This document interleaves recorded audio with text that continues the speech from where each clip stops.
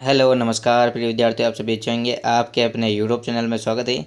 तो प्रिय विद्यार्थियों, इस क्लास में हम कक्षा 9वीं क्लास 9th का हिंदी विषय का पेपर लेकर आ चुके हैं। जो आपके वार्षिक परीक्षा जो 9 मार्च को होने वाला पेपर है हिंदी का, वो लेकर आ चुके हैं। तो आप सभी इस क्लास को कंप्लीट देखें।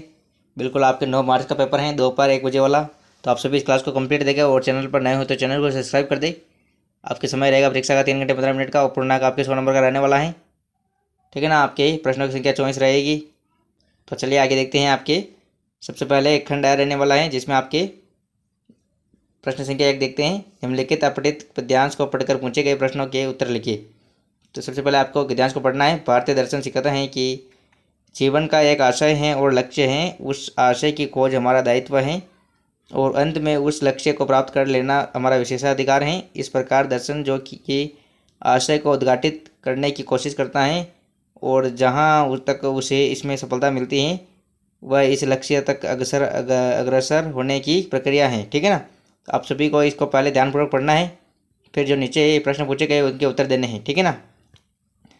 पहला प्रश्न है आपके, अनुशासन शब्द में उपसर्ग का सही विकल्प है। तो वो हो जाएगा आपके प्यारे विद्यार्थियों, अनु प्लस शासन। ठीक है ना। ऑप्शन से राइट आंसर है, ऑप्शन से। ठीक है ना। अगला प्रश्न है, जीवन का लक्ष्य प्राप्त करने में सबसे बड़ी बाधा क्या है। वो है आपके ज्ञान का अभाव। ठीक है ना। ऑप्शन ब राइट आंसर है, ज्ञान का अभाव। अगला है प्रश्न संख्या 3, प्रस्तुत गद्यांश का उचित शीर्षक लिखिए। तो इसका गद्यांश का शीर्षक हो जाएगा आपके जीवन का लक्ष्य। ठीक है ना। जीवन का लक्ष्य। ठीक है ना। जीवन का लक्ष्य। अगला है आपके, मानव जीवन का एकमात्र उद्देश्य क्या है। तो इसका उत्तर आपके इस गद्यांश पे दिया हुआ है। मानव जीवन का एक आशय और लक्ष्य है। ठीक है ना। उस आशय की खोज हमारा दायित्व है। ठीक है ना। अगला है आपके, भारतीय दृष्टि में दार्शनिक होना क्या है। तो इसका उत्तर हो जाएगा आपके, इसका उत्तर आपको यहाँ से लिखना है। भारतीय दृष्टि में दार्शनिक होना एक बौद्धिक अनुगमन करना नहीं है, बल्कि एक शक्तिप्रद अनुशासन पर चलना है। ठीक है ना। अगला है आपके, भारतीय दर्शन के अनुसार हमारा लक्ष्य और दायित्व क्या है। इसका उत्तर आपको यहाँ से लिखना है। हमारा दायित्व जो है जीवन के आशय की खोज करना। खोज में लगे हुए सही दार्शनिक को अपने जीवन को इस प्रकार आचरित करना पड़ता है। ठीक है ना। यहाँ तक लिखना है। अगला है आपके प्रश्न संख्या 2, निम्नलिखित अपठित पद्यांश को पढ़कर पूछे गए प्रश्नों के उत्तर लिखिए। ठीक है ना। तो हे ग्राम देवता नमस्कार, सोने चांदी से नहीं किंतु तुमने मिट्टी से किया प्यार। हे ग्राम देवता नमस्कार, तुम जन मन के अधिनायक हो, तुम हंसो की फूले फले देश। आओ सिंहासन पर बैठो, यह राज्य तुम्हारा है अशेष। ठीक है ना। आपको पहले पढ़ना है, फिर इनको जो नीचे प्रश्न है उनके उत्तर देने हैं। अधिनायक शब्द में उपसर्ग हैं, तो इसका हो जाएगा आपके अधि उपसर्ग। ठीक है ना। अधि ऑप्शन ए राइट आंसर है। अगला है आपके, भूमि शब्द का समानार्थी है। भूमि शब्द का समानार्थी होता है आपके धरती। ठीक है ना। ऑप्शन से राइट आंसर है। अगला है, किसान किससे प्यार करता है। किसान अपनी मिट्टी से प्यार करता है। ठीक है ना। किसान मिट्टी से प्यार करता है। ठीक है ना। मिट्टी से प्यार करता है। ठीक है ना। मिट्टी से प्यार करता है। चलिए अगला प्रश्न देखते हैं। किसान को ग्राम देवता क्यों कहा गया है। किसान को ग्राम देवता इसलिए कहा गया है क्योंकि वह मिट्टी से जुड़ा होता है और अपनी कड़ी मेहनत से देश को धन धान्य से खुशहाल बनाता है। ठीक है ना। अगला है, जन मन का अधिनायक किसे कहा गया है। किसान को कहा गया है। ठीक है ना। किसान को कहा गया है। अगला है, किसान को मनोज शेष कहने का क्या आशय है। किसान धरती पर रहकर समस्त मानव जाति के लिए अन्न उपजाकर उसका भार उठाता है। ठीक है ना। इसका उत्तर है। अगला है आपके खंड ब, जिसमें आपकी प्रश्न संख्या 3 है। दिए गए बिंदुओं के आधार पर किसी एक विषय पर निबंध लिखना है। तो आपको नीचे जो 4 निबंध दिए हुए उनमें से एक पर निबंध लिखना है। ठीक है ना। जैसे आप विद्यार्थी जीवन में अनुशासन पर लिख सकते हैं। अगला है, भ्रष्टाचार एक विकराल समस्या। और अगला प्रश्न है आपके, या आप इनमें से चारों में से किसी पर भी निबंध लिख सकते हैं। ठीक है ना। बेटी बचाओ बेटी पढ़ाओ।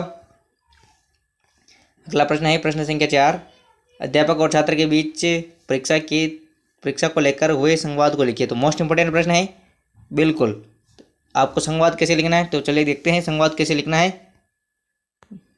जो प्रश्न संख्या 4 है उसका उत्तर आपको संवाद कैसे लिखना है, तो चलिए देखते हैं। अध्यापक और छात्र के बीच परीक्षा की तैयारी को लेकर संवाद, ठीक है ना। छात्र, नमस्ते सर, क्या मैं अंदर आ सकता हूँ? अध्यापक, नमस्ते, आओ राहुल, तुम्हारी परीक्षा की तैयारी कैसे चल रही है? छात्र, सर तैयारी तो अच्छी है, पर मुझे गणित के कुछ सूत्रों में थोड़ी घबराहट हो रही है। तो अध्यापक, घबराओ मत, जो विषय कठिन लगे उसे लिखकर अभ्यास करो, समय का सही प्रबंधन करो, तुम निश्चित ही सफल होंगे, ठीक है ना। छात्र, जी सर, मैं आपकी बताई बात का ध्यान रखूंगा, धन्यवाद। ठीक है ना, बिल्कुल आपको संवाद ऐसे लिखना है। तो चलिए आगे देखते हैं। आपके आगे हैं प्रश्न संख्या 5, आपके विद्यालय में आयोजित मातृ पितृ पूजन दिवस पर एक प्रतिवेदन लिखना है। तो प्रतिवेदन लिखना है आपके 4 नंबर का प्रश्न है। अगला है आपके खंड स, जिसमें वस्तुनिष्ठ प्रश्न है। प्रश्न संख्या 6, अपमान शब्द में कौन सा उपसर्ग है? तो अप उपसर्ग, ठीक है ना, ऑप्शन ए राइट आंसर है, ऑप्शन ए, ठीक है ना। अगला है प्रसर्ग ने युक्त क्रिया में होता है, तो वो होता है आपके प्यारे विद्यार्थियों पूर्णता का अभाव, ठीक है ना, ऑप्शन ए राइट आंसर है, ऑप्शन ए। अगला है सामाजिक शब्द में प्रत्यय है, तो वो है आपके इक प्रत्यय, इक, ऑप्शन द राइट आंसर है, इक प्रत्यय। अगला है निम्न में से आदि शब्द का विलोम शब्द है। जो आदि शब्द है उसका विलोम शब्द है प्यारे विद्यार्थियों आपके अंत, ठीक है ना, ऑप्शन ब राइट आंसर है, ऑप्शन ब। अगला है आपके निम्न में से उपवन शब्द का पर्यायवाची है, तो वो हो जाएगा बगीचा, ठीक है ना, बगीचा, ऑप्शन ब राइट आंसर है, ऑप्शन ब। अगला है उस स्थान पर दीपक जल रहा है, रेखांकित पद में कौन सा प्रसर्ग है? तो इसका हो जाएगा प्यारे विद्यार्थियों आपके अधिकरण, ठीक है ना, अधिकरण, ऑप्शन राइट आंसर है, अधिकरण। आगे है प्रश्न, आंखें दिखाना आंखें बिछाना मुहावरे का अर्थ स्पष्ट करते हुए वाक्य प्रयोग करें। तो इसका आपके हो जाएगा मुहावरे का अर्थ बहुत प्रेम पूर्वक प्रतीक्षा करना, ठीक है ना। अगला है अपने पैरों पर कुल्हाड़ी मारना, मुहावरे का अर्थ स्पष्ट करो एवं वह वाक्य में प्रयोग करो। तो इसका अर्थ हो जाएगा आपके स्वयं अपना नुकसान करना, ठीक है ना। अगला है कर्ता के साथ ने आने पर कौन सी ही क्रिया होती हैं? तो इसका हो जाएगा आपके कर्ता के साथ आने पर क्रिया हमेशा सकर्मक और भूतकाल में होती है, ठीक है ना। अगला है संयुक्त वाक्य की परिभाषा लिखिए। संयुक्त वाक्य की परिभाषा आपके इसका उत्तर हो जाएगा जिस वाक्य में 2 या 2 से अधिक स्वतंत्र उपवाक्य किसी संयोजक शब्द द्वारा जुड़े हो उसे संयुक्त वाक्य कहते हैं, ठीक है ना। एक बार वापस सुन लीजिए, जिस वाक्य में 2 या 2 से अधिक स्वतंत्र उपवाक्य किसी योजक शब्द द्वारा जुड़े हो उसे संयुक्त वाक्य कहते हैं, ठीक है ना। तो चलिए आगे देखते हैं। आगे है आपके लघुत्रात्मक प्रश्न है। प्रश्न संख्या 7, जिस समय महादेवी वर्मा का जन्म हुआ उस समय समाज में लड़कियों की स्थिति की तुलना में आज क्या परिवर्तन आया है? तो आपके पाठ ये आपके किताब का प्रश्न है, आप मोस्ट इंपोर्टेंट है, सभी याद कर ले। या लघुत्रात्मक प्रश्न आपके सभी 3-3 नंबर के हैं, ठीक है ना। चलिए अगला प्रश्न देखते हैं। उपभोक्तावाद के कारण समाज में क्या नया बदलाव आ रहा है, स्पष्ट कीजिए। अपनी यात्रा के दौरान लेखक को किन कठिनाइयों का सामना करना पड़ा? कांजी होश में पशुओं की हाजिरी क्यों ली जाती होगी? किस घटना ने साली मलिक के जीवन की दिशा को बदल दिया और उन्हें पत्नी प्रेमी बना दिया? कवि ने कोकिल के बोलने के किन कारणों की संभावना बताई? माँ को कहाँ ढूंढे बंदे पद में कबीर ने क्या संदेश दिया? आगे हैं आपके प्रश्न।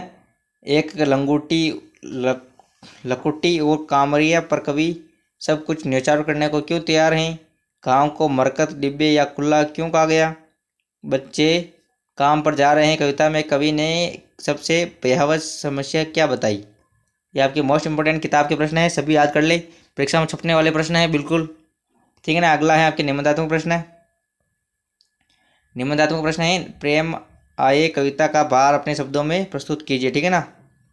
हरिशंकर प्रसाद ने प्रेमचंद का जो शब्द चित्र हमारे सामने प्रस्तुत किया है उससे प्रेमचंद के व्यक्तित्व की कौन कौन सी विशेषताओं का उभर कर आती हैं? अथवा में भी है लेखक प्रेमचंद का जीवन परिचय, और खंड द में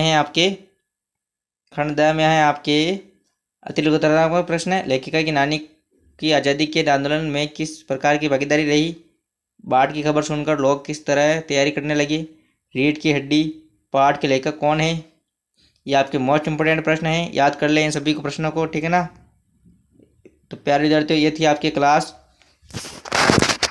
आई होप आपको वीडियो अच्छा लगा होगा। अगर वीडियो अच्छा लगा तो वीडियो को लाइक कर दे और चैनल पर नए हो तो चैनल को सब्सक्राइब कर दे। और मिलते हैं अगली नेक्स्ट क्लास में, तब तक के लिए जय हिंद। सभी विद्यार्थी चैनल को सब्सक्राइब करके ही जाइए।